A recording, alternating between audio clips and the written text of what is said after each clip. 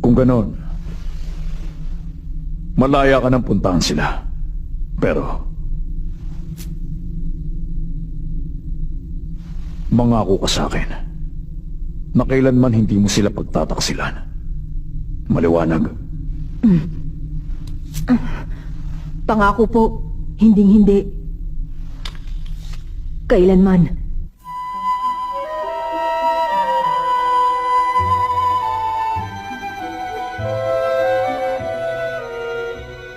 Matapos mag-usap ang mag-amang si Silva at Kilua, muling aalis si Kilua sa tahanan nila sa kabila ng pagpupumigil ng kanyang ina.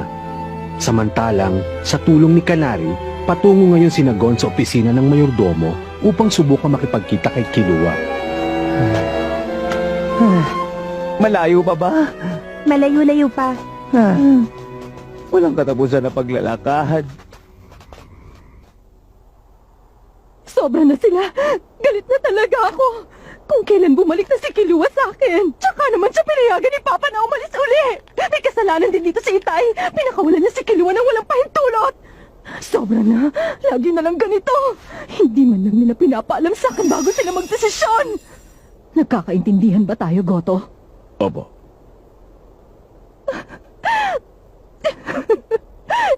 Kil, masayang panahon pa naman ito para sa kanya. Bakit wala sa kanilang nakakaunawa? Siya lang ang tanging anak ko na hindi ko kayang isuko.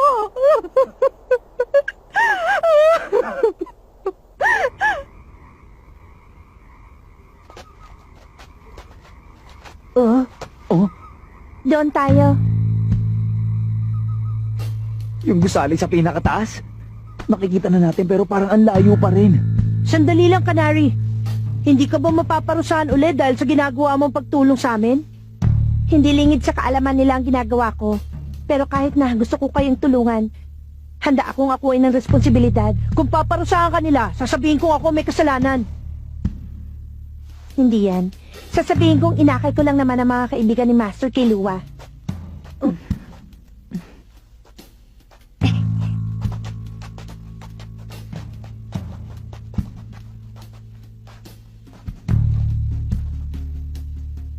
Master Kilua, mabutit nakarating na kayo.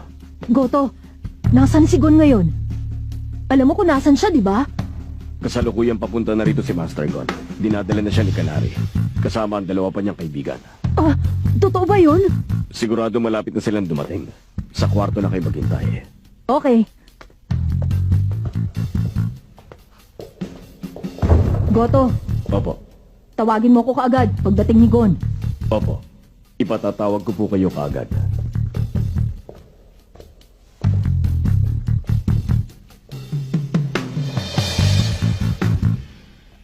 Patawarin niyo sana ako, Master Kilua.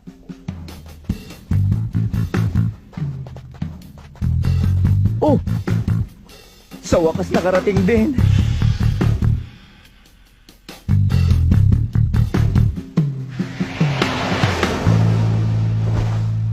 Maligayang pagdating. Pasensya na kayo sa malamig na pagsalubong namin. Nung una kayong dumating, inutusan kami ng mama ni Kilua na tratuhin kayo bilang importante at mga opisyal na panauhin. Yan, mas maayos na ba ngayon? Opo, salamat!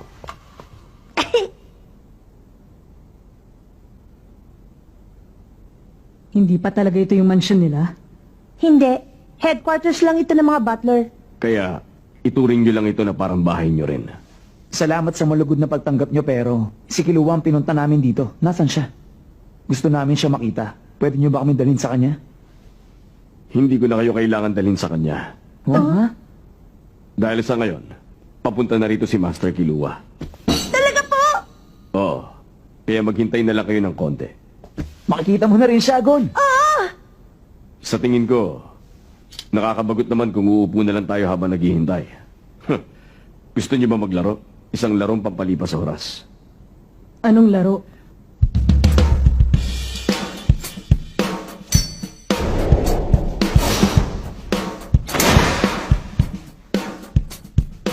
Aling kamay ko may hawak ng coin.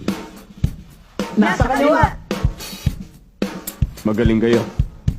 Ngayon, mas bibilisan ko ng konti ang kilos ko.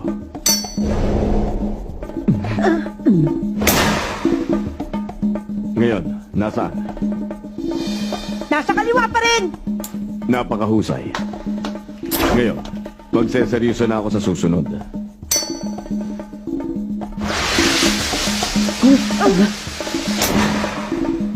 Ngayon, nasaan? Hindi ako sigurado pero tingin ko sa kanan. Alam niyo bang, Oh, nasa tabi ako ni Master Kilua buong buhay niya. Malaki ang pagmamalasakit ko sa kanya at para ko na rin siyang tunay na anak. Kinamumuhian ko kayo. Dahil kailan lang kayo dumating sa buhay niya pero pilit niyo siyang inaagaw sa amin. Ngayon, aling kamay. Sumagot kayo. Nasa kaliwa.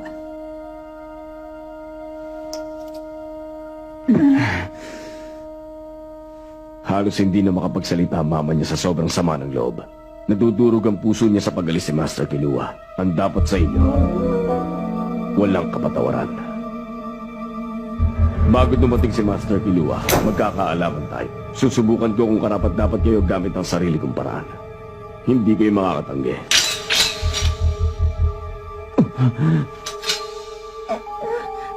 Kanari! Yan ang parusa niya sa pagdala sa inyo rito. Labag yun sa inutos sa kanya. Ganito ang mangyayari. Ang sino man sa inyong sumagot na mali, ang siya ma-out. Sa oras na ma-out kayong tatlo, sasabihin ko kay Master Kilua na umalis na kayo at hindi nyo na siya gustong makita. Hindi na kayo babalik pa at hindi nyo na rin siya hahanapin. Hindi siya... Tumahimik ka! Huwag niyong kalilimutan. May buhay na nakataya rito dahil sa inyo. Wala na kayong magagawa kundi makisangkot sa laro nito.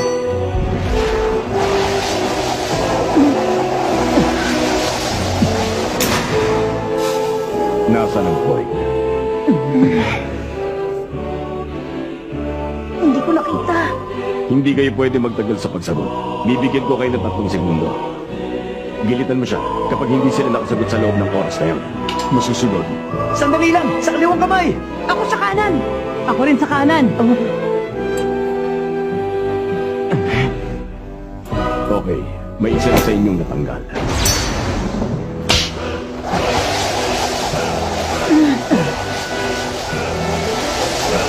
Masama to! Hindi ko pa rin makita!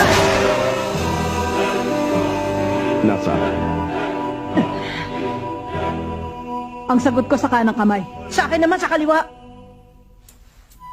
Nasa kaliwang kamay ko ang coin. Ngayon, isa na lang ang natitira sa inyo.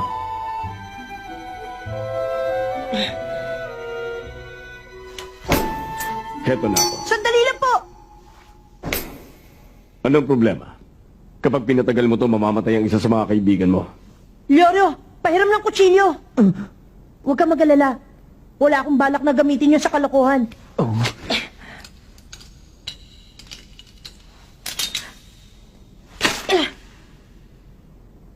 Pinadugo niyang mata niya para mabawasan ang pamamaga.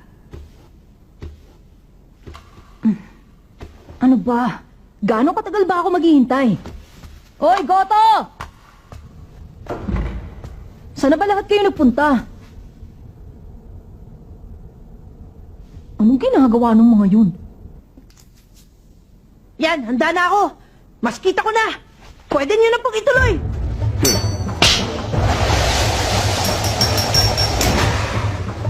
Aling kamay. Sa kaliwa. Tama ka. Ngayon.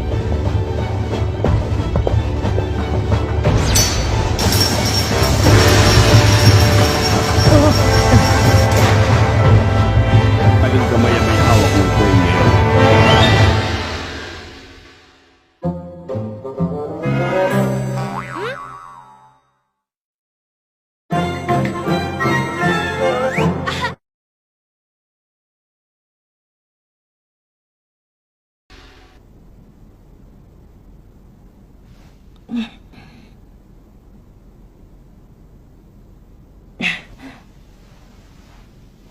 Hawak nung nasa likod ko.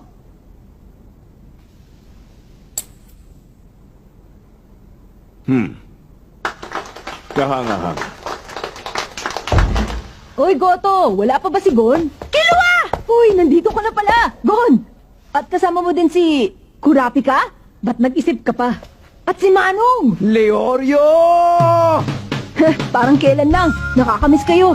Anong nangyari? Bakit ganyan ang itsura mo? Ikaw din naman eh! Oy, Goto. Sabi ko tawagin mo ako agad pagdating ni Gon, di ba? Bakit di mo ako tinawag? Patawad mo, Master Kilua. Naglaro lang kami ng konti. Nakalimot ako ng oras. Naglaro? Wala lang yon. Nagmisto lang hindi magandang biro lang ang lahat. Pasensya na kung na-stress kayo. Pero sana kahit papaano nag-enjoy din kayo. Grabe ka, talagang naloko nyo kami dun ha. May ginawa ba silang kalokohan? Wala. Inaliw lang nila kami, yun lang. Buti naman. Tara na. Gusto ko nang magpunta sa ibang lugar. Kahit saan, basta wag lang dito. Kapag nagtagal pa tayo dito, dadramahan uli ako ni Mama. Oy, Goto. Makinig ka. Kahit ano pang sabihin ni Mama, wag niyo akong susundan. Masusunod po. Mag-iingat po kayo. Okay, Gon. Tara. Bye-bye.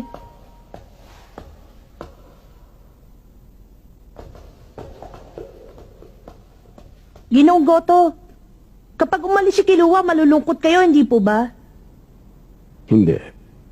Bilang mabuting butler, hindi kami pwedeng mapalapit o makaramdam ng anumang emosyon para sa mga amo namin. Sinungaling kayo. De. Master Gon,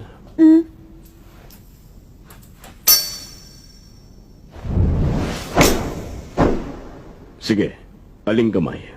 Nasa kaliwang kamay mo. Paano? Isang trick lang ang lahat. Sa mundong to, minsan ang inaakala mong tama, hindi pala. Kaya mag-iingat kayo.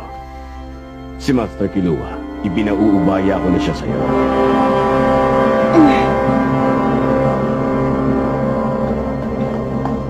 Hanggang sa muli, Canary! Ba't ang tagal mo? Sorry! Umalis na tayo dito bago pa magpakita si Mama. Oo, ginamit niya rin sa akin ang trick na yun noon. Maiinis ka kapag nalaman mo na sobrang simple lang pala gawin. Talaga? Hula ko, parang ganito yung ginawa niya. Aling kamay? Sa kaliwa mo. Pero, teka, paano nangyari yun? Simple lang, may hawak na coin si Goto sa bawat kamay niya. Ha? Pero bakit isa lang yung nakita natin? Dahil, tinago niya yung coin sa kanang kamay niya habang pinakita niyang hinagis niya yung nasa kaliwa. Tapos noon, pinakita niya rin sa atin na sinalo niya ng kaliwa. Bago niya tayo tanungin kung aling kamay, para hindi natin makita na may tinatago siyang coin, pasimple niyang inangat ang mga kamay niya ng ganito. At hinayaan niyang mahulog sa loob ng manggas ng damit niya yung sinalo niyang coin sa kaliwang kamay niya para itago. Kaya naman yung coin na lang sa kanang kamay niya yung naiwan. Ganun na nga. Nakakainis nga! Pero sigurado kung hindi niya ginamit yung trick na yon hanggang nung kayong dalawa na lang. Kontra si Goto sa Pandaraya kahit laro lang yun. Ganun siya. Mas lalong nakakainis!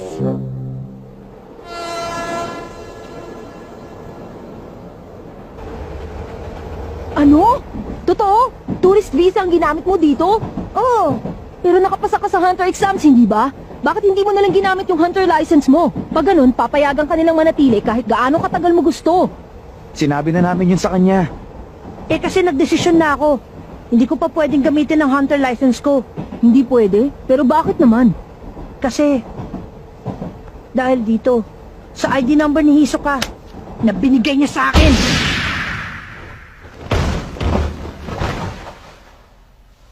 Tsaka ako kukunin yan kapag kaya mo na akong bigyan ng suntok sa mukha na kasing lakas ang ginawa ko sa'yo. Hanggang sa araw na yun, ikaw na muna magtago ng ID number ko. Gusto ko nang ibalik to, pero hindi niya tatanggapin hanggat hindi ko siya nasusuntok ng ganong kalakas. Hanggat hindi ko nagagawa yon, hindi ko gagamitin ng hunter license ko. Hindi rin ako babalik sa Whale Island. Okay. Nasaan na si Hisoka? Sabi na nga ba eh. Alam ko kung nasan siya. Gon. Ha? Alam mo? Paano mo alam? Dahil sinabi niya yun sa akin. Nung naglaban kayo? Hindi. Pagkatapos ng orientation. May kinalaman ba yan sa ibinulong niya? Oo. Sa totoo lang, matagal ko na rin gustong itanong sa'yo ang tungkol doon. Anong binulong sa'yo ni Hisoka? tungkol sa Spider. Kung interesado ka, may impormasyon ako tungkol sa Spider. Impormasyon tungkol sa Phantom Gang. Sigurado akong hindi ko nabanggit kay Hisoka ang tungkol doon. Ibig sabihin, baka narinig niya yung pinag-uusapan natin nung unang exam o baka narinig niya mula sa iba.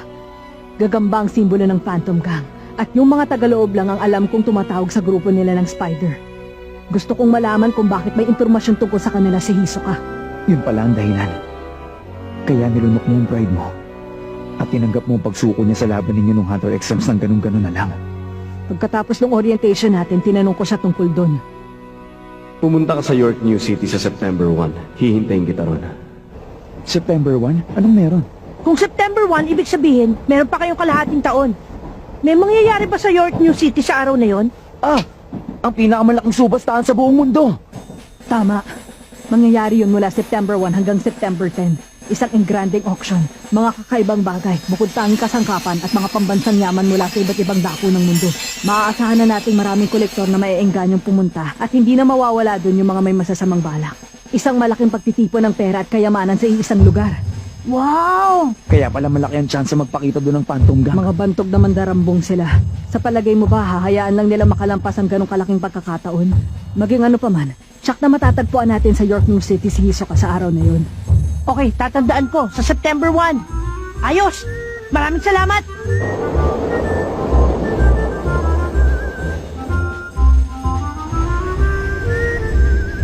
O paano, dito na ako magpapaalam sa inyo. Ha? Tinulungan ka namin sundin si Kilua. Sa ngayon, tapos na ang trabaho ko dito. Sunod naman, kailangan natin mag-ipon ng perang gagamitin para sa auction. Kailangan ko ng trabaho, kaya maghahanap ako ng tao mangungupahan sa akin bilang hunter. Maganda yun. Kung gano'n ako rin, mukhang kailangan ko na rin umuwi sa amin. Anong gagawin mo? Hindi ko pa rin sinusuko ang pangarap kong maging doktor. Sa oras na matanggap ako sa medical school, gamit to, mababayaran ko na yung ubod ng mahal na tuition fee. Kaya kailangan ko na umuwi para makapag-aral ng mabuti. Okay, good luck sa'yo, Yoryo! O paano, kita-kits na lang. Oo. Hanggang sa muli. Sa September 1, sa York New City! Ingat kayo! Bye-bye! Mukhang tayong dalawa na lang ang natitira ngayon. Ano nang gagawin natin? Tinatanong pa ba yun? De syempre magte-training tayo. Ano pa ba? Ha? Magte-training? Ayaw mo maglaro? Nalimutan mo na ba? Kasasabi mo lang kanina sa tren. Akala mo ba masusuntok mo si Hisoka nang hindi ka man lang nagte-training? Hindi ka makakasuntok sa kanya sa loob ng 10 years, lalo na 6 months! Opo. Para mas madali mong maintindihan, idodrawing ko. Ito si Hisoka. Ito naman si Hanzo. Okay. Itong linya sa gitna, yan ang agwat ng kakayahan nila. Malapit lang, di ba? Pero ang agwat ng kakayahan mo kay Hisoka,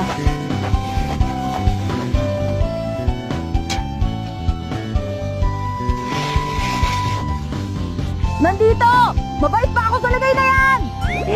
Sobra naman yan! Ikaw, Kilua! Saan banda ka dyan? Ako? Parang banda rito siguro. Ang humble ko talaga.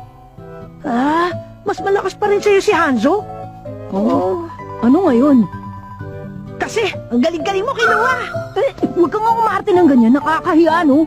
Ako kasi, hindi ako marunong tumantya kung ano ang agwat ng lakas ng katunggali ko kumpara sa akin. Okay lang yan, no? Ako rin naman eh. Pag-i-estimate lang yung ginawa ko. Ikaw rin naman kaya mong gawin yung kung talagang gugustuhin mo. Sa paglawak ng karanasan, mas aakma na rin ang tansya mo sa kapangyarihan ng iba. Tandaan mo, mas malakas ang kalaban, mas magaling silang magtago nito. Kaya huwag ka masyadong umasa sa prosesong ito. Ganun pala yun. Ang mahalaga, malinaw na sa'yo na malakas talaga si Hisoka. Oo. Hindi ka makakasuntok sa kanya kung normal na training lang ang gagawin mo ng 6 months. Uy, may pera ka ba dyan? Ang totoo, mauubos na nga eh. Konti lang din ang dala ko. May alam akong lugar kung saan pwede tayo mag-train at kumita ng pera ng sabay. Mag-train at kumita ng sabay? Doon sa Heaven's Arena. Saang arena?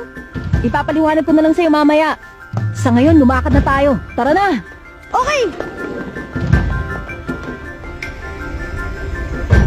Nagpaalam na sila kina Kurapik at Leorio pagkatapos mangako na magkikita sila uli sa York New City. Patungo na sina Gon at Kilua sa Heaven's Arena para humarap sa mga panibagong pagsubok.